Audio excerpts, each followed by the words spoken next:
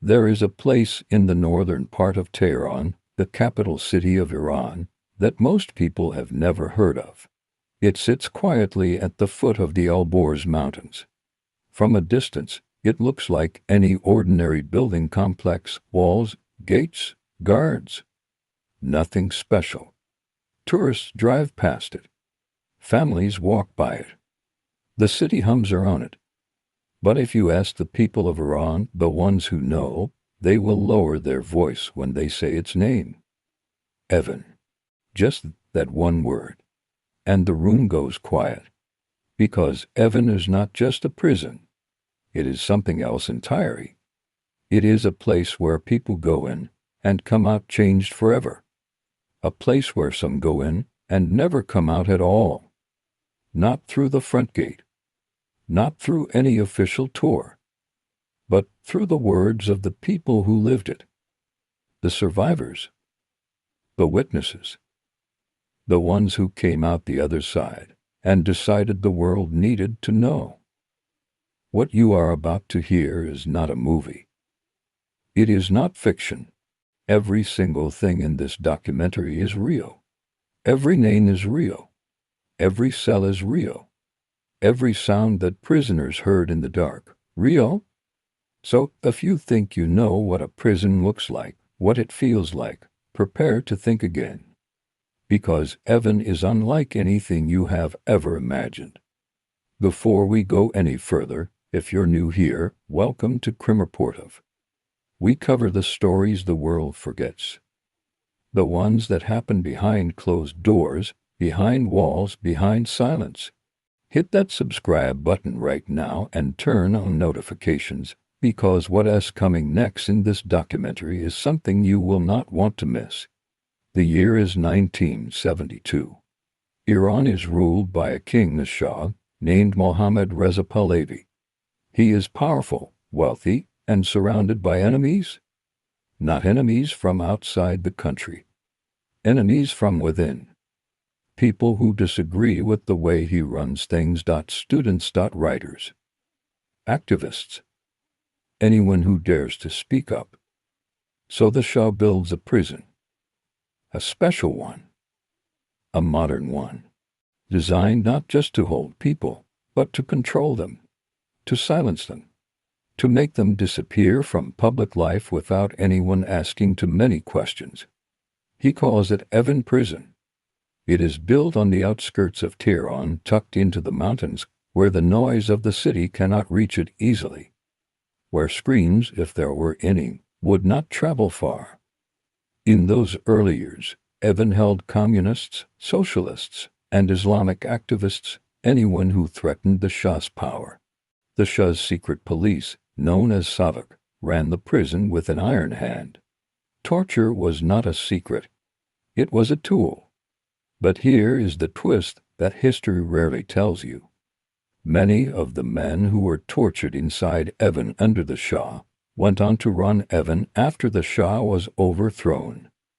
In 1979, the Iranian Revolution happened. The Shah fled.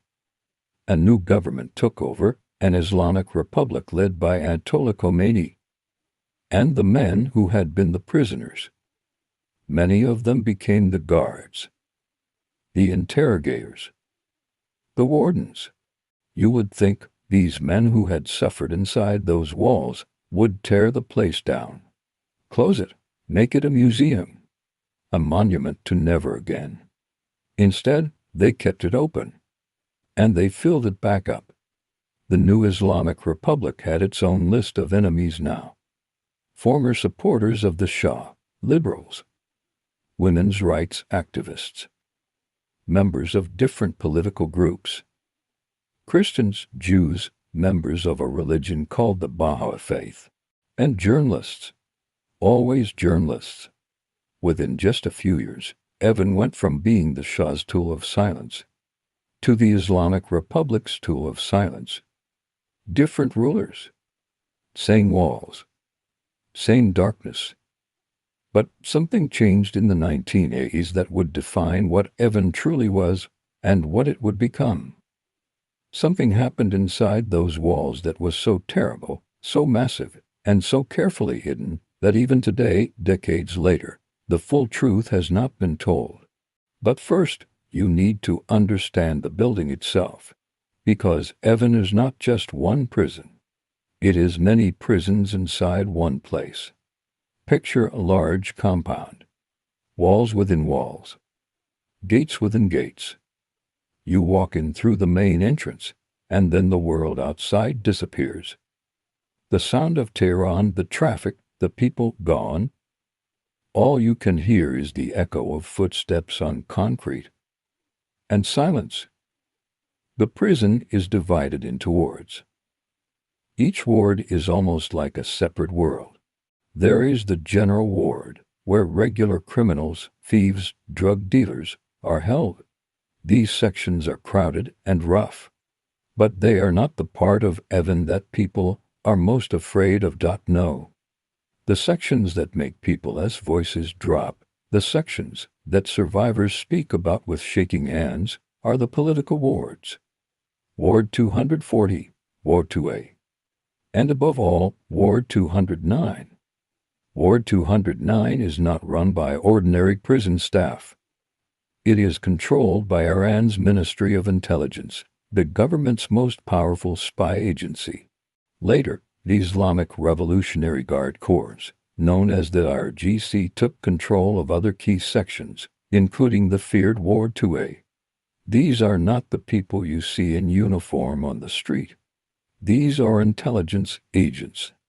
People whose job full-time is to find out what you know, who you know, and what you have done using whatever methods they decide are necessary.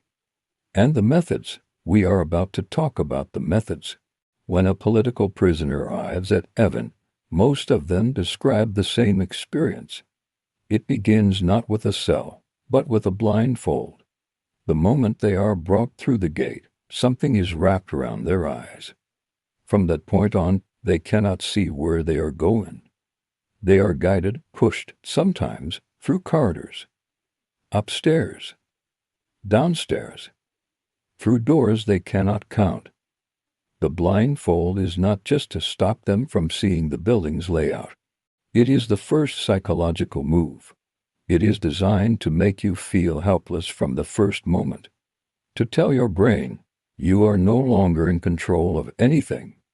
One former prisoner, a human rights activist named Shiva Nazarahari, described her arrival. She was waiting for a friend when guards grabbed her. "He dragged me," she said. And from that moment, her world became a small room she had never chosen. Her cell in Ward 209 was roughly 2 meters by 3 meters. That is about the size of a large bathroom, maybe smaller. In it, she was alone. And in it, a bright lamp burned, not just during the day, but all night too. 24 hours a day. The light never went off. Because the light was not there for her comfort. The light was there so she could never truly sleep. So her mind could never fully rest. So her sense of time would begin to blur and dissolve. After 3 or 4 days, she was placed in full isolation. No contact with other prisoners. No books. No television. No radio. No news of the outside world. Just the walls. Just the hum of the light. Just her own thoughts, turning and turning and turning. She was not allowed to contact her family for the first 3 weeks. 3 weeks? For a family outside, not knowing if their child, their sister, their friend is alive or dead. 3 weeks of silence. This is what Evin calls normal. A French citizen named Louis Arnaud experienced Evin more recently, in 2022. He was a banking consultant who was traveling through Iran as a tourist when he was arrested. No warning. No clear explanation. He was taken to Ward 209 and placed in a cell that was 8 square meters, barely bigger than a king-sized bed and the space around it. There were no windows. Just walls, a camera watching him constantly, and that same burning light that never went off. He was allowed 3 phone calls with his family during his entire time there. 3 calls, monitored, recorded, and cut off the moment anything sensitive was said. It is psychological torture, he said after his release. And he was one of the lucky ones. He Others, got like out. 2 French citizens named Jacques Paris and Cécile Kohler, remained inside Ward 209 for nearly 3 years, their families waiting, the world mostly looking away. But the cells are only the beginning of the Evin story. Because what happens when the cell door opens when the guards come, and they say it is time, is where the real darkness lives. The interrogations. In Ward 209, prisoners are taken for questioning blindfolded. They sit in a chair, facing a wall, and they answer questions from a voice they cannot see. They do not know how many people are in the room. They do not know if they are being recorded. They do not know what the person asking questions already knows, or thinks they know. The goal of the interrogation is simple. It is not, as you might expect in a court of law, to find the truth. The goal is to get a confession, to get the prisoner to say what the interrogators have already decided they should say. A survivor named Sahar described it plainly. She said other prisoners warned her immediately,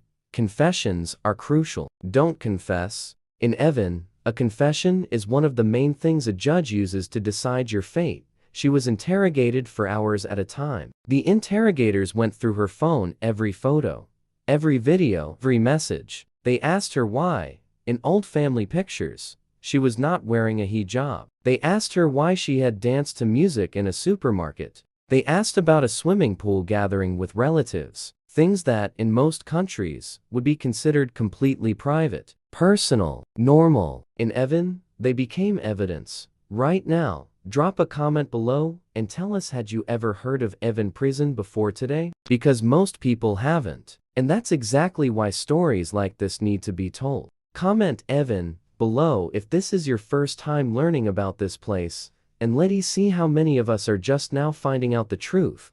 Now, we need to talk about the thing that most documentaries skip over because it is hard to explain, hard to understand, hard to believe. It is called white torture. You might think torture means physical pain, beatings, and yes, those happen too. Journalist Saeed Pourhidar, who was imprisoned in Evin, described a cellmate who had been held in a cell so small, just over a meter tall, that the man could not stand up straight. He was thrown into cold water, forced to stand naked outside in winter, beaten on his back with batons and cables during interrogations. A female nurse named Hengameh Haj Hassan, imprisoned in 1981, described how women were systematically beaten on the soles of their feet with cables. It is a method designed specifically to cause maximum pain while leaving no obvious marks on the parts of the body. People can see. These things happen. They are documented. They are real. But white torture is something different. Something almost harder to explain.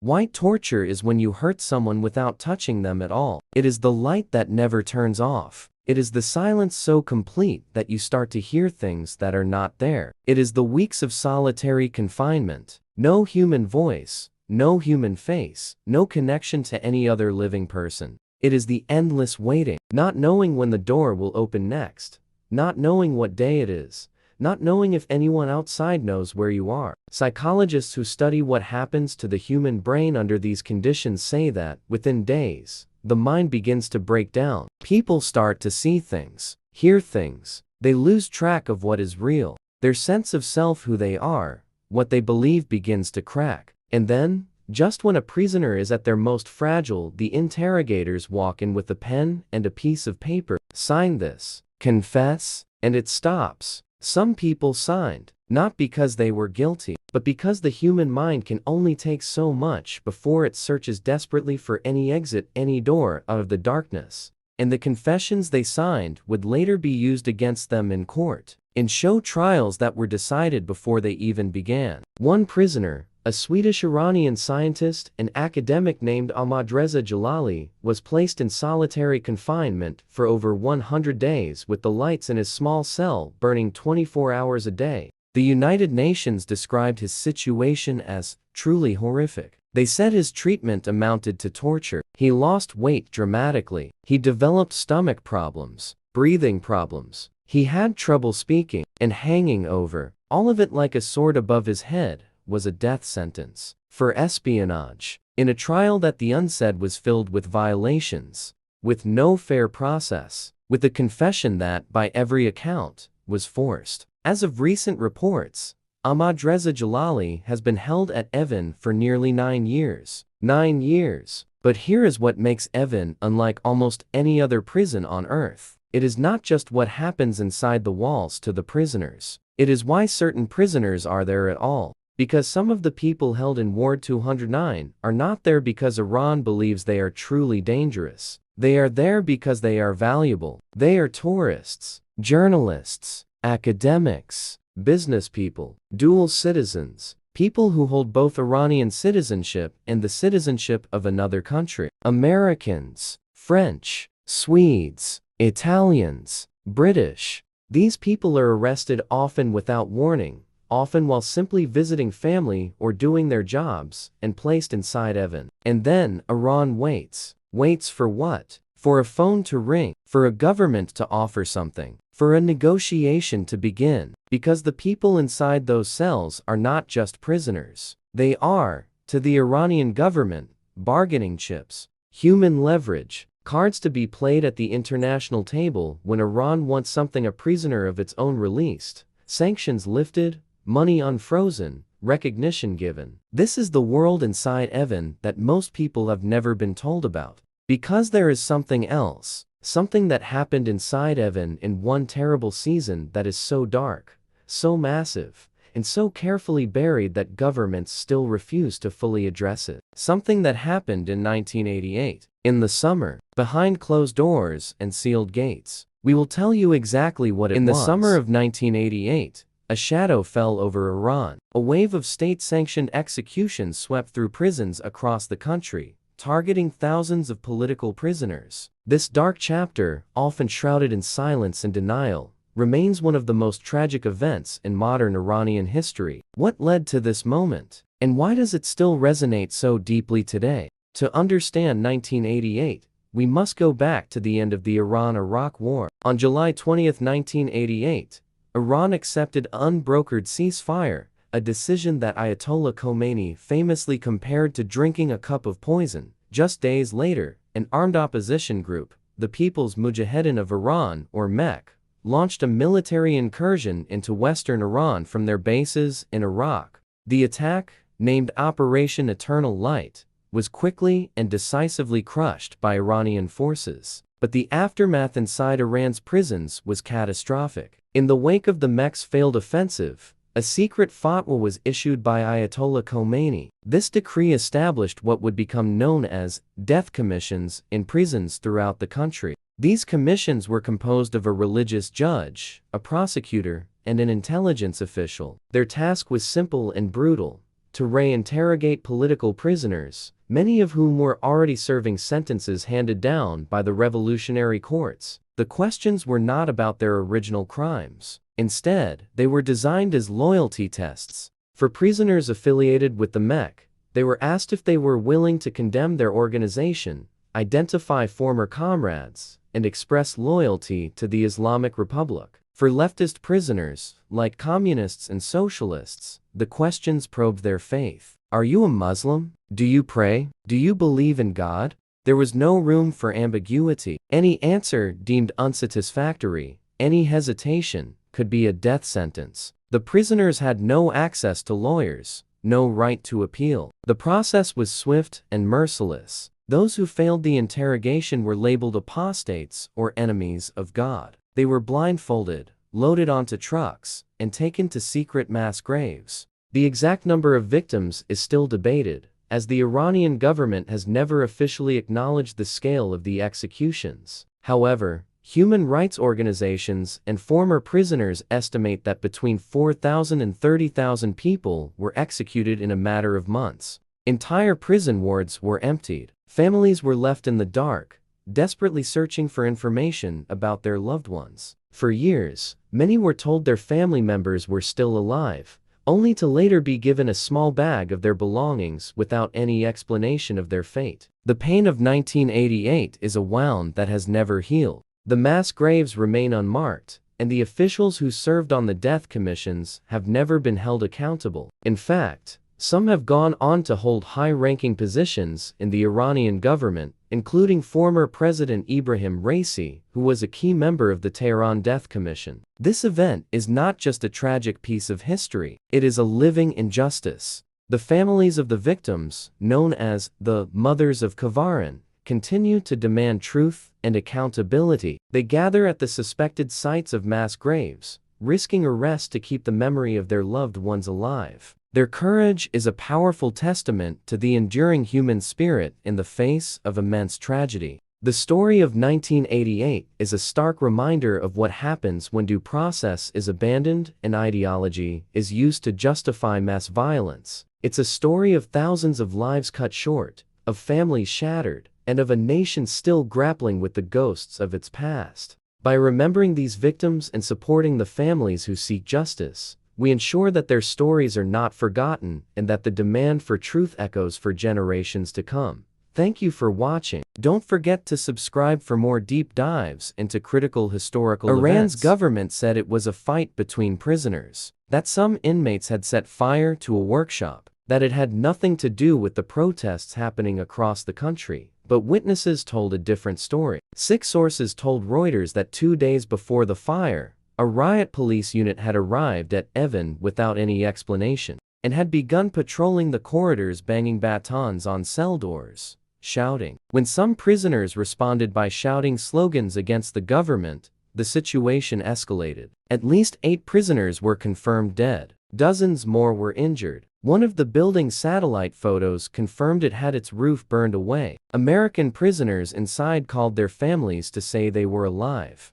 One was moved to solitary confinement immediately after the fire. The US State Department issued a statement calling for their release. The European Union warned Iran it was responsible for the safety of its citizens inside. The fire at Evin made headlines around the world for 48 hours. And then the news cycle moved on, and Evin stayed open, and the prisoners stayed inside. On June 23, 2025, as part of a military conflict between Israel and Iran, Israeli airstrikes targeted Evin Prison directly. Bombs fell on a prison. Among those killed or injured were family members of prisoners who had come for visits, a 5-year-old child, doctors, nurses, lawyers, administrative staff, and teenage soldiers standing guard as part of their compulsory military service. Surviving political prisoners, hundreds of them were loaded onto buses in shackles in the middle of the night. They were given no time to gather their belongings. Sick prisoners were moved without their medications. They were taken to other facilities across Tehran,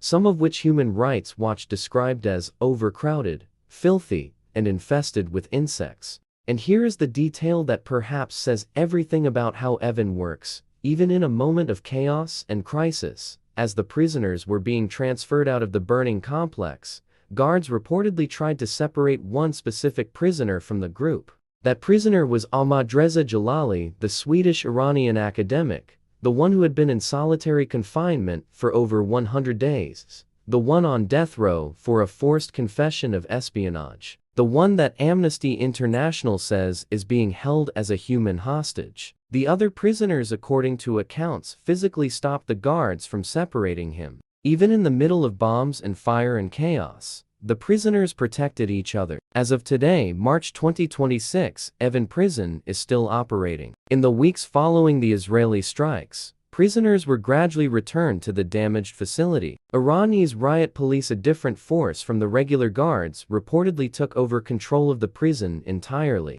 Conditions inside, according to reports from prisoners' families, became even more unpredictable. British tourists Lindsay and Craig Foreman, arrested while passing through Iran on a motorbike journey in January 2025, are still inside. Their son has been telling anyone who will listen that his mother has received death threats from other inmates, that she calls him daily, that in those calls she has reported hearing explosions close enough to blow out the prison windows. French citizens Cécile Kohler and Jacques Paris, described by France as state hostages, have been held since 2022, initially inside Evin's ward to 109, as part of what France believes is a scheme to trade them for Iranian nationals held in French custody. American journalist Reza Valizadeh, arrested in 2024 after what he believed were assurances that he could safely return to Iran, is inside Evin. His family does not know exactly what his condition is, and somewhere in the wreckage and rebuilding of that prison, Reza Jalali, the scientist, the academic, remains,